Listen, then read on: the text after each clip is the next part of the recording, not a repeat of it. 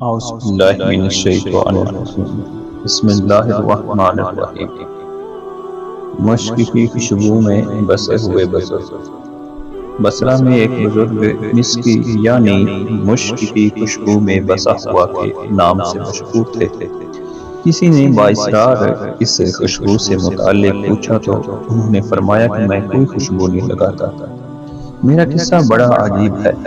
میں بغداد معلیٰ کا رہنے والا ہوں۔ جوانی میں ملازمت اختیار کی۔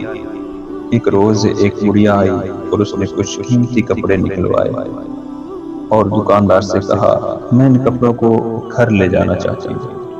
اس نوجوان کو میرے ساتھ بھیج دیں، جو کپڑے پسند آئیں گے وہ رکھ لیں گے، پھر ان کی قیمت اور بقیہ کپڑے اس نوجوان کے ہاتھ بھیج دیں گے۔ چنانچہ مالک کے دکان کے کہنے پر میں بڑھیا کے ساتھ ہو لیا۔ وہ مجھے ایک عالی شان کوٹھی پر لے آیا اور مجھے ایک کمرے میں بٹھا دیا۔ کچھ دیر بعد ایک نوجوان عورت کمرے میں داخل ہوئی اور اس نے کمرے کا دروازہ بند کر دیا۔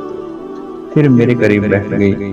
میں گھبرا کر نگاہیں نیچے کیے، فوراً وہاں سے ہٹ گیا، مگر اس پر شہوت سوار تھی۔ وہ میرے پیچھے پڑ گئی۔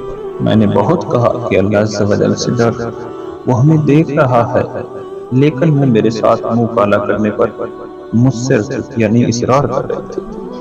میرے ذہن میں اس گناہ سے بچنے کی ایک تجویز آئی تو میں نے اس سے کہا مجھے بیت الخلاء جانے دو۔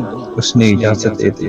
میں نے بیت الخلاء میں جا کر دل مضبوط کر کے وہاں کی نجاست اپنے ہاتھ، منہ اور کپڑوں پر مل لی۔ اب جو ہی باہر آیا تو میری اشک گھبرا اور کوٹھی میں پاگل پاگل کا شور اٹھا۔ میں نے وہاں سے بھاگ کر ایک باغ میں پناہ لی، غسل کیا اور کپڑے پاک کر کے وہاں سے چل دیا۔